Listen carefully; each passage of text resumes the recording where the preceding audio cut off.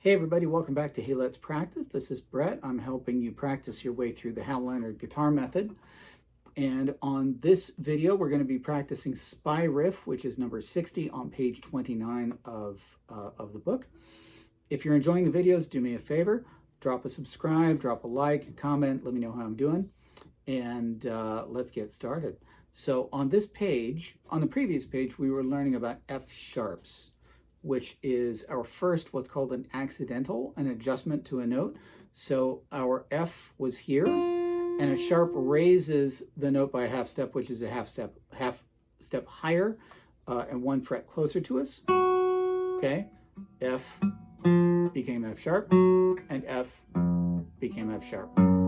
Okay, now what a key signature does, that's that little tic-tac-toe sign, the hashtag, at the far left of the staff. And that tells you that every single note that is an F is going to be played F sharp.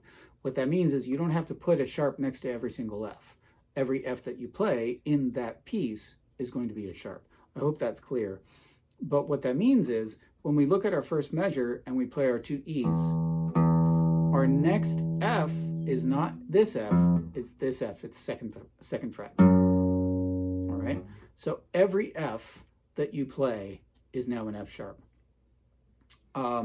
So let's go ahead and take a look at this tune.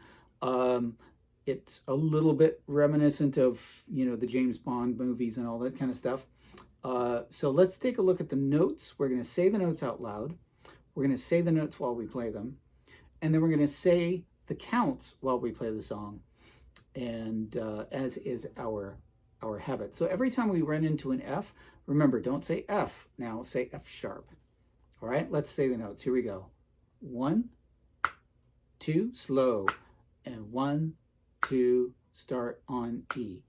E, E, F sharp, E, G, E, A, E, E, F sharp, E, G, F sharp, E, E, F sharp, E, G, E, A, G, G, F sharp, G, E, 2, 3, 4, we're done.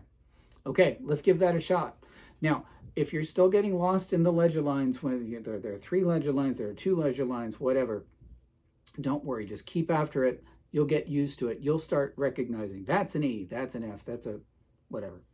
So don't sweat it. All right, let's say the notes and play. 1, 2, 1, 2, 3. E, E, F sharp, E, G, E, A, E, E, F sharp, E, G, 2, F sharp, E, E, F sharp, E, G, E, A, G, G, F sharp, G, E, 2, 3, 4, done. There you go. All right. Not super complicated, but again, we're not super used to playing on this thick string down at the bottom of the strings. So that can be a little off-putting to some folks. But again, you'll get used to it.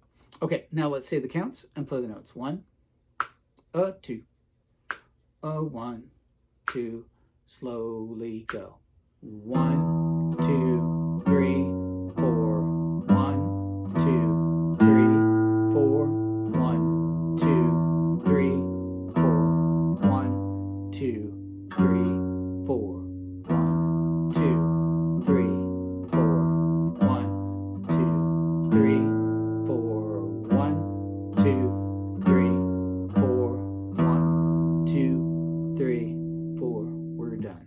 Okay, not a terribly difficult song, but one question that I get asked sometimes is, why should I play this F sharp if the sharp on the staff is the one at the top of the staff? Well, it just makes it easier than putting a sharp at every location of the F. If you see it in the key signature, it applies to every single one of that note. All right, so hope you're doing well. Hope you're finding these videos helpful, and I will see you in the next one. All right, bye-bye, folks.